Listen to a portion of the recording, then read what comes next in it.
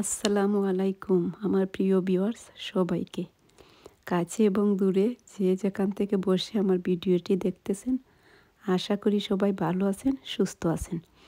আমিও আলহামদুলিল্লাহ আল্লাহর রহমতে আমার ফ্যামিলির সবাইকে নিয়ে ভালো আছি। আজকে হাজির হলাম নতুন একটি রেসিপি নিয়ে।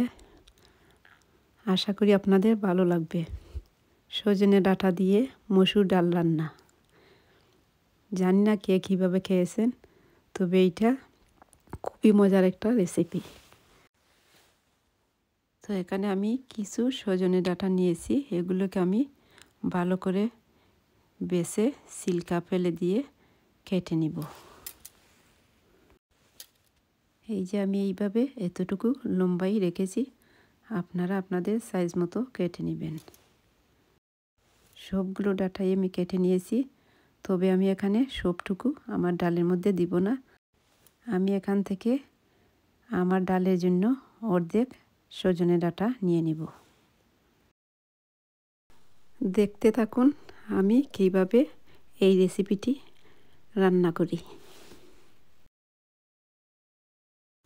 প্রথমেই আমি এখানে নিয়ে নিচ্ছি 1.5 কাপ মসুর ডাল। ডালটাকে আমি পানি দিয়ে ভিজিয়ে 20 মিনিটের জন্য রেখে দিব। 20 মিনিট পরে আমি ডালটা ধুয়ে পরিষ্কার করে নিব। 20 মিনিট হয়ে গেছে, এখন আমি ডালটা ধুয়ে পরিষ্কার করে নেব। ডালটা ধুয়ে পরিষ্কার করে নিয়েছি, এখন এখানে দিয়ে দিব আমি 6 থেকে 7 কাপ পানি। দিয়ে দিলাম 1 কাপ পেঁয়াজ কুচি।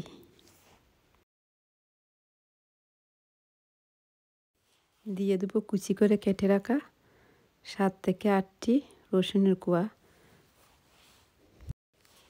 দিয়ে দিলাম 1 চা চামচ হলুদ গুঁড়ো। এখন দিয়ে দিচ্ছি 1 টেবিল চামচ লবণ। দিয়ে ভালো করে মিশিয়ে ডালটা আমি চুলায় বসিয়ে দেব। ডালটা বসিয়ে দিয়ে আমি হাই ফ্লেমে রান্না করব যতক্ষণ পর্যন্ত না বলক উঠে এসেছে। তো দেখতেই পারতেছেন ডালটা বলক এসে গেছে। এখন আমি একটু নাড়াচাড়া করে দিয়ে দিব কিছু মশলা। দিয়ে দিলাম 1.5 চা চামচ ধনে গুঁড়া, আধা চা চামচ জিরে গুঁড়ো, 3 থেকে 4টি তেজপাতা। দিয়ে দিলাম 8 থেকে 10টি কাঁচামরিচ। এখন আমি অল্প আছে আরও 10 থেকে 15 মিনিট রান্না করে নেব।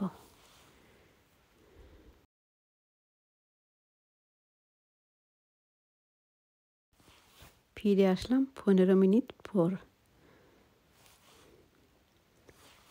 একটু নেড়ে চেড়ে দিব। দিয়ে এখন আমি কেটে রাখা সজনে ডাঁটা ডালের মধ্যে দিয়ে দেব। দিয়ে নাড়াচাড়া করে আরও 10 থেকে 15 মিনিট এটাকে ঢাকনা দিয়ে ঢেকে রান্না করে নেব। ঢাকনা দিয়ে ঢাকার পরে কিন্তু অল্প আছে রান্না করতে হবে, তা না হলে বলক উপরে উঠে পড়ে যাবে ডাল। ফিরে আসলাম 15 মিনিট পরে। এখন নেড়ে চেড়ে দেখে নেব আমার সজনে ডাঁটা সিদ্ধ হয়েছে কিনা। তো দেখতেই পারতেছেন মাশাআল্লাহ খুব ভালোভাবে সজনে ডাঁটা সিদ্ধ হয়ে গিয়েছে। দিয়ে দিলাম আগে থেকে কেটে রাখা 2টি টমেটো।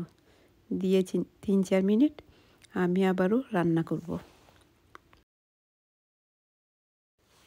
এখন আমি ভালো করে ডালটা একটু মিশিয়ে নিব। দিয়ে দিলাম আধা কাপ কুচি করে কেটে রাখা ধনেপাতা। এখন আমি মিশিয়ে ঢাকনা দিয়ে ঢেকে ডালটা চুলো থেকে নামিয়ে নেব। এখানে চুলোতে আমি একটা প্যান বসিয়ে দিলাম। দিয়ে দিলাম 1/2 কাপ তেল। তেলটা গরম হয়ে আসলে এখানে আমি দিয়ে দেব 5 থেকে 6টি আস্ত লাল মরিচ, দিয়ে দিলাম 2 টেবিল চামচ কুচি করে কেটে রাখা পেঁয়াজ, দিয়ে দিলাম 1.5 টেবিল চামচ রসুন কুচি, দিয়ে হালকা আছে এগুলোকে আমি ভেজে যতক্ষণ না এটা ভালো করে মচমচে হয়ে আসছে ততক্ষণ পর্যন্ত আমি এটাকে ভাজতে থাকব। যখন একটা সুন্দর ব্রাউন কালার চলে আসবে তখন আমি এটা ডালের সাথে মিশিয়ে দিব। এই যে পেঁয়াজ এবং রসুনের সুন্দর একটা কালার চলে আসছে।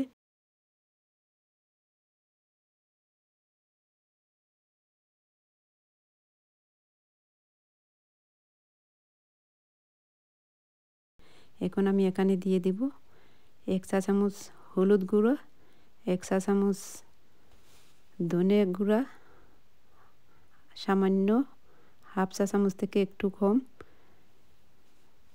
জিরে গুঁড়া দিয়ে একটু নেড়েচেড়ে ভেজে নেব। আমি বেশি ভাজবো না, তাড়াতাড়ি দিয়ে দেব, তা না হলে কালারটা জ্বলে নষ্ট হয়ে যাবে। তো দেখতেই পারতেছেন আমি এটা ডালের সাথে মিশিয়ে দিচ্ছি। আলহামদুলিল্লাহ, দেখতে খুবই চমৎকার লাগছে এবং খেতে খুবই মজাদার। আশা করি আমার আজকের রেসিপিটি আপনাদের কাছে ভালো লেগেছে। আপনারা রেসিপিটি বাসায় ট্রাই করবেন, আর সত্যিই খুব মজাদার একটা রেসিপি। এই যে দেখতে পাচ্ছেন খুব সুন্দর হয়েছে, মাশাআল্লাহ। সবাই ভালো থাকবেন, সুস্থ থাকবেন। আসসালামু আলাইকুম, আল্লাহ হাফিজ।